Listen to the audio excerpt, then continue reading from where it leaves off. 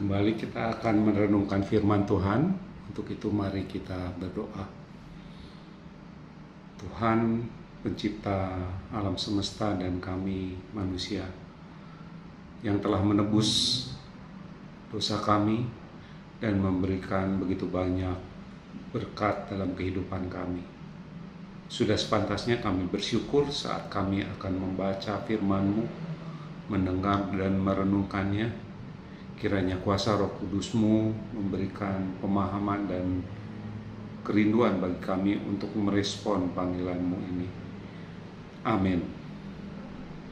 Bapak, Ibu, Saudara sekalian, judul perikop bacaan kita kali ini oleh LAI disebut permintaan Yakobus dan Yohanes, bukan memerintah melainkan melayani. Dikisahkan dalam perikop Markus 10 ini, Yakobus dan Yohanes anak-anak Zebedeus. Nama Zebedeus sendiri artinya adalah anugerah Tuhan. Mereka sedang bersama-sama dengan Yesus dan kemudian mereka menghampiri Yesus. Di parabel bacaan perikop ini dalam Matius 20 ayat 20 sampai 28, mereka bahkan bersama dengan ibu mereka menghadap Yesus dan meminta sesuatu kepada Yesus. Menarik bagi saya bila kita perhatikan, semua anggota keluarga Zebedeus ini ada dekat dalam dan bersama-sama melayani Tuhan Yesus. Permintaan mereka adalah suatu tempat atau kedudukan dalam kerajaan Allah kelak. Entah mungkin sebagai imbalan atau upah, atau sekedar permintaan karena mereka telah melayani Yesus. Apakah mereka saat itu memahami apa yang dimaksud dengan hal kerajaan Allah di masa mendatang? Tentunya bukanlah hal duniawi, berbeda dengan hal duniawi, atau berbeda dalam kehidupan saat ini. Tempat yang sangat berbeda dengan dunia fana ini.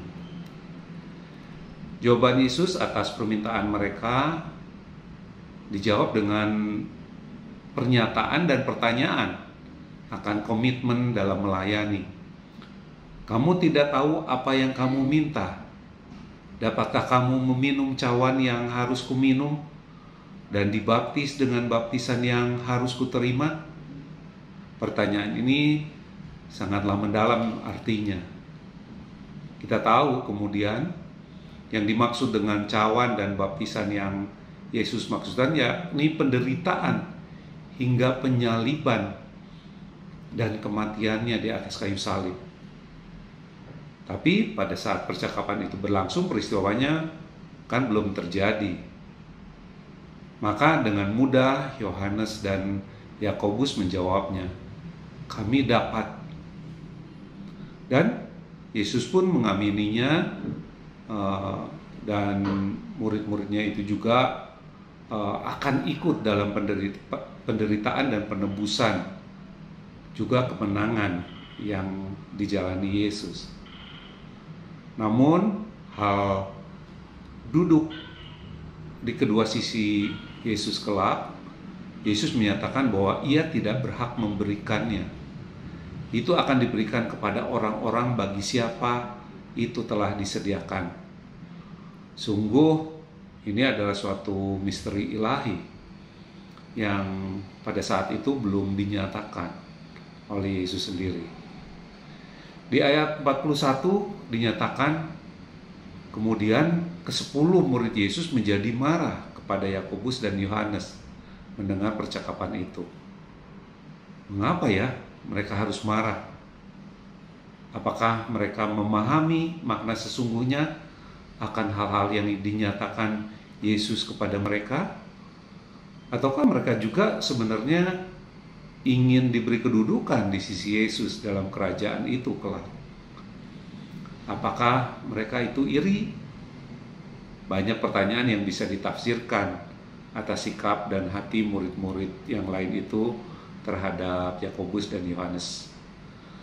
Kemudian Yesus menjelaskan perihal kekuasaan dan pemerintahan. Ia katakan bahwa pemerintahan dunia memerintah dengan tangan besi. Maksudnya bisa melalui kekerasan atau aturan-aturan yang menjerat dan tidak adil. Di sisi lain dalam Lukas 22 ayat 25 kata Yesus, raja-raja, bangsa-bangsa memerintah rakyat mereka, dan orang-orang yang menjalankan kuasa atas mereka disebut pelindung-pelindung. Namun dalam Lukas 10 ayat 43 dan 44, Yesus menegaskan bahwa murid-muridnya yang ingin menjadi pembesar atau pemimpin, ia hendaknya menjadi pelayan bagi yang lain. Artinya, menjadi seorang pemimpin harus mempunyai sikap kerendahan hati, mau merendahkan diri, rela berkorban, bahkan siap menderita bagi orang lain, orang-orang yang dilayaninya. Hal ini sudah dipraktikkan dan dicontohkan oleh Allah sendiri melalui diri Yesus sendiri, merendahkan diri dengan rela mengambil rupa sebagai seorang hamba, menjadi manusia seutuhnya, dan dihina, menderita, bahkan mati di atas kayu salib. Namun kita ketahui juga kemudian ia dimuliakan oleh Allah Bapa di surga melalui kebangkitan dan kenaikannya ke surga. Ia ditempatkan oleh Bapa di tempat yang maha mulia dan memerintah juga dengan kemuliaan dari sana. Dan kelak ia akan datang kembali untuk menyatakan kemuliaannya untuk kedua kalinya, memberikan keadilan bagi semua orang dalam kedudukan sepantasnya kepada setiap orang dengan adil. Dalam hal melayani, banyak cara kepada siapa kita bisa melayani. Bisa dalam bentuk formal, yaitu dalam struktur organisasi di gereja misalnya, sampai pada kehidupan sehari-hari kita dalam masyarakat. Bentuknya bermacam-macam, bagi manusia maupun bagi alam ciptaan lainnya. Tempatnya juga bisa di mana saja, di rumah, di tempat kerja, di gereja. Namun semuanya tentu ada harga yang harus dibayar.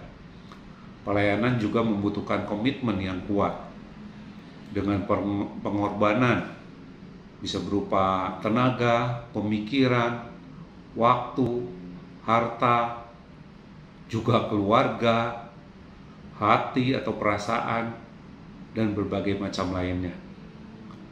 Ada juga skala prioritas yang harus kita kedepankan, mana yang harus diutamakan dan yang kemudian.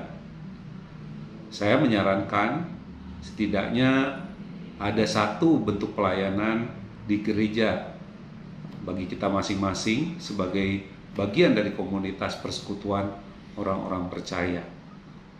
Untuk itu, kita perlu selalu memohon pimpinan Roh Kudus Tuhan dengan sikap yang benar dalam melakukannya. Melakukan seperti dan untuk Tuhan. Kiranya Tuhan memampukan kita. Mari kita melayani. Amin.